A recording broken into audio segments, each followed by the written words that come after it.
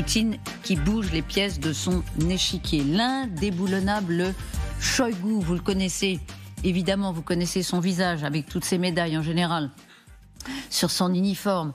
Ministre de la Défense depuis 2012 et promu, il est promu, sur le papier il est promu.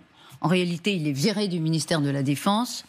Alors, est-ce que c'est une vraie fausse promotion? Qu'y a-t-il derrière? D'autres éléments, je vous parlais d'échiquier, on va regarder. D'autres éléments ont été annoncés au Kremlin. Regardez, Sergueï Shoigu qui va remplacer Patrouchev. Patrouchev, c'est une pièce clé, mais on ne sait pas où il va. Et Andrei Belousov, qui remplace Shoigu. On vous dira tout sur ce mouvement grâce à vous, Général Yakovlev, ancien vice-chef d'état-major du SHAPE, commandement suprême interallié, c'est le SHAPE, auteur de tactiques théoriques aux éditions Economica. Alors, quelle tactique? Quelle tactique en tout cas, politique la tactique qu'on voit dans la guerre. Alors, en politique, c'est pas mon point fort. Hein. Oui, mais enfin, vous savez ce qui se passe dans un pays lorsqu'en pleine guerre, on bouge son ministre de la Défense.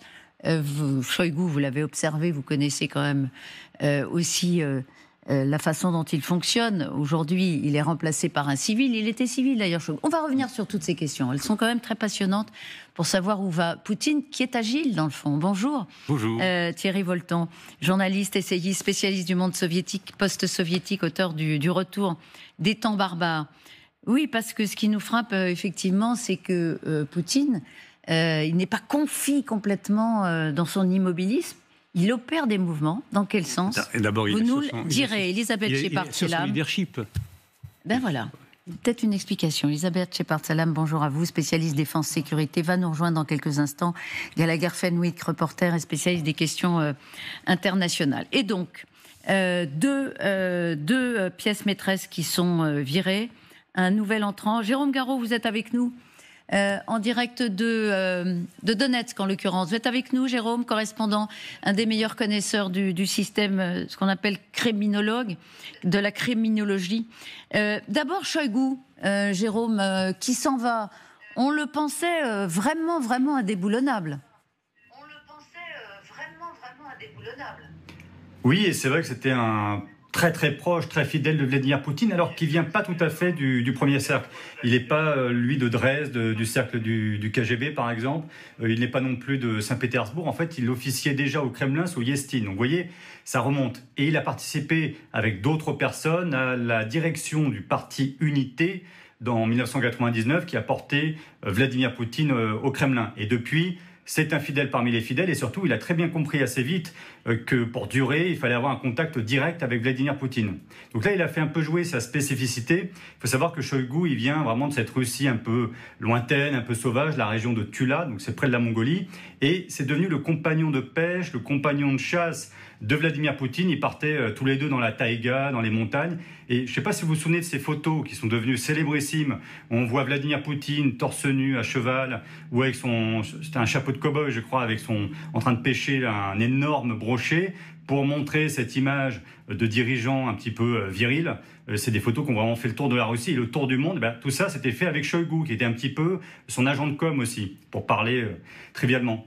Donc, dans les années 2010, ils étaient tellement proches que, voilà, certains experts imaginaient même que Shoigu pourrait devenir un jour le successeur de Vladimir Poutine, c'est vous dire. Voilà, là on les voit effectivement à la chasse dont vous parliez. C'est une énorme surprise, son départ ou pas? Jérôme. Non, alors c'est moi que vous parlez, excusez-moi. C'est pas vraiment une disgrâce déjà, parce que il est exfiltré vers le poste de secrétaire du Conseil de sécurité de Russie. C'est quand même un organe assez important, mais on peut expliquer ça par plusieurs raisons. Tout d'abord, il était assez impopulaire dans les milieux militaires en Russie, hein, vous savez, auprès du milieu qui entourait Prigojine, ultra impopulaire.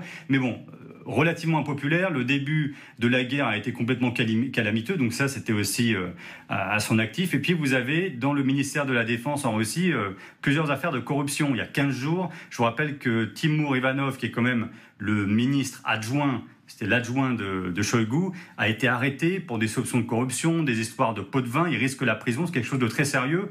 Donc voilà, il y avait cette réputation au ministère de la Défense d'avoir des personnes qui tapent un petit peu dans la caisse. Et comme Vladimir Poutine a une guerre qui lui coûte extrêmement cher, il a besoin que chaque rouble dépensé dans son armée soit assez utile. Voilà, c'est aussi pour ça qu'il l'a renvoyé et qu'il l'a nommé donc Belousov, qui a plutôt la réputation d'être un technocrate assez sérieux pour remettre les choses un petit peu droites. Vous restez avec nous, Jérôme, si c'est possible, parce qu'il y a aussi le mouvement opéré sur Patrouchev. Il faut aussi comprendre. Mais d'abord, effectivement, Shoigu qui s'en va, qui est viré du ministère de la Défense. Je vous voyais bouillonner déjà de Thierry Volton, disant quoi. On dit depuis hier soir. Il n'est pas viré vraiment. Il n'est pas viré. Bah, attendez, excusez-moi, se retrouver secrétaire général de son conseil de sécurité, c'est pas être viré. Être viré, c'est se retrouver à la rue, si je puis dire. Là, il est pas forcément promu, mais il est déplacé, dirons-nous.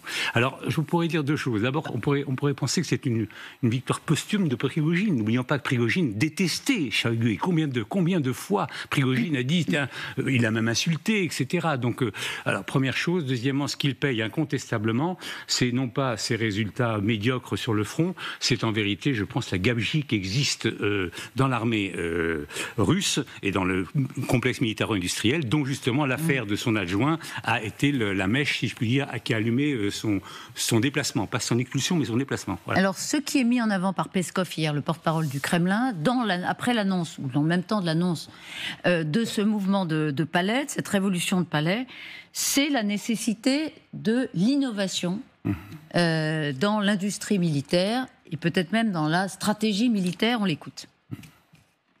Il est très important d'intégrer l'économie du secteur de la sécurité à l'économie de l'ensemble du pays. Intégrer pour que ce soit en accord avec la dynamique de l'époque actuelle. Sur le champ de bataille, ceux qui sont plus ouverts aux innovations, plus ouverts à une mise en œuvre rapide, gagnent. C'est pourquoi il est naturel qu'au stade actuel, le président ait pris la décision de confier le ministère de la Défense à un civil. Alors, d'abord, Général Yakovlev, votre première interprétation, première réaction, vous le militaire, au limogeage, promotion, on essaye de trier le grain de livret de Shoigu, qui est là depuis le début de la guerre. Hein. Oui. Alors je vais commencer par affirmer ma modestie par rapport à mes trois camarades de plateau qui connaissent beaucoup mieux le système russe que moi, hein, très franchement. Hein. Donc là, il est propulsé vers le haut. Un kicked upwards, comme on dit en anglais, c'est une phrase qu'on cherchait avec Elisabeth tout à l'heure. Vous pouvez me redire ? L'idée, c'est botter vers le haut. Comment vous le dites en anglais ? Kicked upwards. C'est pour se débarrasser de quelqu'un, c'est le principe de Peter. Hein. Tout le monde, vous atteignez toujours votre niveau maximum d'incompétence. Vous voyez, c'est pour se débarrasser de vous. Le seul moyen, c'est vous faire monter. Donc là, Donc on vire quelqu'un qui, pour vous, a atteint son seuil. Il y a un grand coup de tatane au derche et il se retrouve au-dessus. Comme ça, il est hors du ministère. Voilà. Donc c'est comme ça que ça s'est passé, je suppose, enfin, de ce que je lis. Ensuite, la gabégie, elle existait avant 2012. Et déjà, quand il avait été nommé en 2012, il y avait la notion de on va reprendre les affaires en main pour sauver le tissu industriel, militaire, etc. Et on voit le résultat, c'est que le système n'a pas changé fondamentalement. Tout le monde, mais tous ceux qui peuvent mettre la main dans la caisse. Et Shoigu n'était que le sommet d'un vaste système de ce qu'on appelle le coulage. Vous voyez ? Le coulage. C'est un coulage de proportion olympique, si vous voulez. Et donc là, maintenant, ils mettent M. Biello. C'est le ruissellement, mais entre quelques mains. Ah oui, là, on n'est pas dans le ruissellement. Là, ils ont les mains grasses. Tout le système est comme ça. Bah oui. Et donc là, on met un technocrate, M. Belousov. Alors on va en parler après, parce que c'est très intéressant, et Jade Partouche nous en fera le portrait. Mais à votre avis, quand vous dites qu'il a atteint son maximum de compétences, ça veut dire quoi ? Que Poutine estimait qu'on pouvait faire mieux sur le front avec un autre ministre de la Défense, que pour lui ça va pas assez vite, c'est pas assez efficace. Oui, alors, clairement il doit sauver le système, mais c'est pas un homme seul quelles que soient ses qualités, qui sauvera ce système. Ce système est fondé sur le mensonge, sur la prédation, sur je parle de l'efficacité sur le front. Oui, mais ça a un résultat sur l'efficacité sur le front. La performance sous-optimale, pour parler poliment de l'armée russe, elle remonte à très longtemps, et il y a une culture. Et une culture du commandement et une culture de l'industrie. Donc là, les succès des Russes sont possibles parce qu'ils sont tellement nombreux, si vous voulez. Qu'est-ce que ça serait s'ils étaient efficaces On va en reparler évidemment, parce que ça n'est pas à n'importe quel moment. Ça arrive maintenant, au moment de l'offensive de Kharkiv, qu'on traitera évidemment tout à l'heure. Quelques jours après l'investiture de Poutine. Bonjour à vous, Gallagher Fenwick. Bonjour. Vous êtes d'accord avec ça? On lui a donné un coup de pied dans les fesses. Shoigu, on le promeut, mais en fait, on le placardise. Oui, alors l'autre image qui me vient à l'esprit, si vous voulez, c'est quand vous avez une vache qui a donné du très bon lait ou un mouton qui a donné de la très belle laine, et que ça n'est plus le cas aujourd'hui, mais que vous l'avez beaucoup apprécié, donc vous lui trouvez une sorte de pâturage de luxe, vous l'envoyez paître pour la fin de ces beaux jours. Je pense qu'on a toujours envie d'une forme de binarité ou de manichéisme qui consiste à dire promu ou viré. On est quelque part entre les deux. Le fait qu'il soit démis de ses fonctions, c'est l'expression qui est employée en pleine offensive à Kharkiv, veut manifestement dire qu'il ne joue absolument pas un rôle opérationnel critique dans ce genre de manœuvre. C'est plutôt Gerasimov, le chef d'état-major, qui lui est maintenu. C'est le problème. En revanche, Shoigu, qui est un très proche de Vladimir Poutine, on dit même qu'ils passent leurs vacances ensemble, ils s'adonnent à des rites chamaniques ensemble, bref, on leur plaît tout un tas de trucs. Donc il est bougé. Moi, ce que j'y vois, et le général, de manière très élégante, a rappelé la grande opacité de ce système qui nous empêche d'offrir une lecture évidente et définitive. Il y a plusieurs choses. Il y a aussi la réorganisation de clans mafieux où Poutine recherche un point d'équilibre qui peut-être lui semble manquer aujourd'hui. Et ça, quand il y a une tête qui dépasse, c'est jamais très bon dans ce genre de système. Il y a ce que dit Peskov, et il y a beaucoup de mensonges, mais pour le coup, il y a une chose qui me marque, qui me semble être vraie, c'est que de prendre quelqu'un qui vient plutôt du secteur de l'économie pour le mettre à la place de Shoigu, et j'aime bien parce qu'il dit oui, c'est un civil, comme si Shoigu était un militaire, mais ça marque aussi de manière symbolique et politique la concrétisation de ce passage en économie de guerre avec un focus important sur ce qu'il appelle l'innovation. Et donc ça, c'est quand même, c'est le rappel, et j'en termine par là, sur le fait que cet affrontement, c'est aussi et principalement un affrontement industriel. Ça, la Russie l'a totalement compris, et donc met beaucoup de pions, j'allais dire, de jetons sur cet aspect-là. Il y a encore d'autres choses à dire, mais Voilà, on va s'arrêter sur Patrouchev aussi, hein, parce que alors lui, ça a l'air d'être un limogeage sans frais. Avant de vous entendre, Elisabeth, Sergueï Boutman est avec nous en direct de Moscou. Merci d'être avec nous, Sergueï, journaliste russe, vice-rédacteur en chef de la radio L'Écho de Moscou. Alors évidemment, première question, pourquoi il le vire, Shoigu, Poutine? Parce que oui, je pense que Gallagher a parfaitement raison, que maintenant ce serait, je ne sais pas si l'économie militaire fera partie de l'économie générale, ou bien l'économie générale en Russie fera partie de l'économie militaire. Parce que Andrei Belosov, c'est un technocrate très connu, et il s'agira de la partie économique, c'est-à-dire vider ou bien nettoyer le ministère de la Défense de la corruption et de tout ce qui se passe là-bas. C'est d'assurer l'effort économique militaire. Et c'est Gerasimov qui reste chef de l'état-major général pour les questions opérationnelles.